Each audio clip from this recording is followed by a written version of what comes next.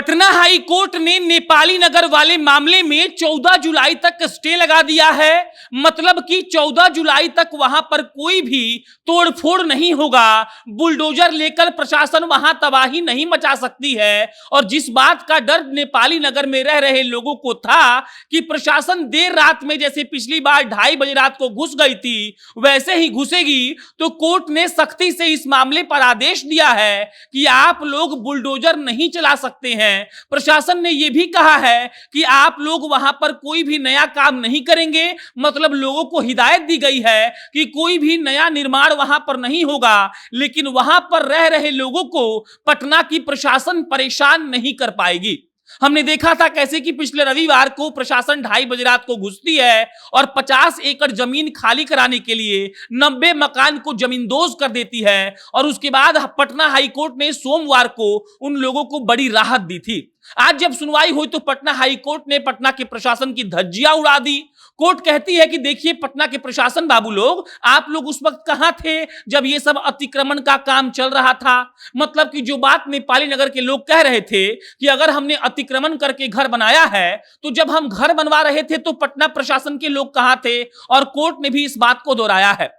Court ने यह भी कहा है कि देखिए वहां पर अभी कोई नया निर्माण तो नहीं हो सकता है, लेकिन वहां पर अगर कोई अपने टूटे हुए मकान में रह भी रहा है तो आप उन लोगों को नहीं रोक सकते हैं। मतलब टूटे हुए मकान में लोग रह सकते हैं और पटना की प्रशासन उन लोगों को नहीं रोकेगी। कोर्ट ने एक और बड़ा फैसला सुनाया है और कहा है कि वहां पर जो बिजली और पानी का जो कनेक्शन काटा गया है वो जल्द से जल्द आपको बहाल करना होगा और इससे लोगों को परेशानियों का सामना नहीं करना पड़ेगा, ये आपको सुनिश्चित करना पड़ेगा।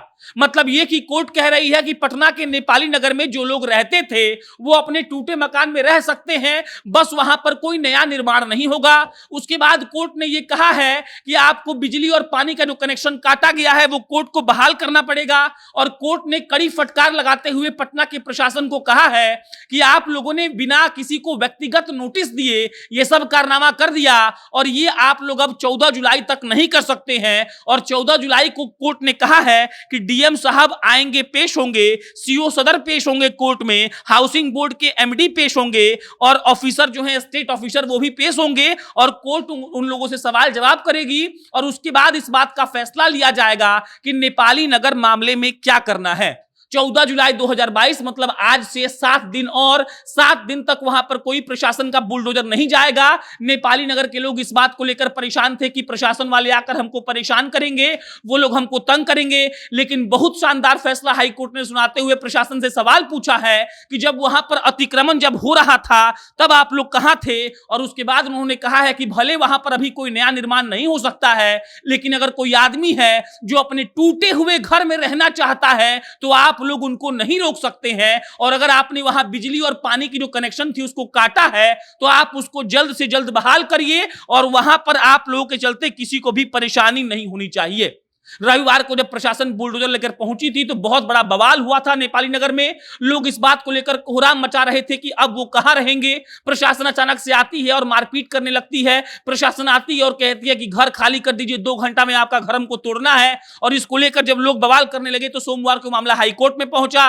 हाईकोर्ट ने त्वरित स्टे दिया और उसके बाद आज ये फैसला आया है 6 जुलाई को कि 14 जुलाई तक इस पर स्टे रहेगा। डीएम साहब को कोर्ट ने तलब किया है अगले सुनवाई में, और जो स्टेट ऑफिसर है उनको तलब किया गया है, जो सीओ सदर है उनको तलब किया गया है, जो हाउसिंग बोर्ड के एमडी हैं उनको बुलाया गया है। और कोर्ट ने स्ट्रिक्टली कहा है कि आप लोगों को परेशान नहीं कर सकते हैं। टूटे हुए घर में अगर लोग रहना चाहे तो वहां रहेंगे, आप उनमें रोक टोक नहीं कर सकते हैं। मतलब ये कि कोर्ट नेपाली नगर के लोगों के साथ है। अब 14 जुलाई को क्या होगा आपको हम बताएंगे। बाकी आप जनता न्यूज़ देख रहे थे, मेरा नाम प्रशांत राय है। बहुत बहुत धन्यवाद।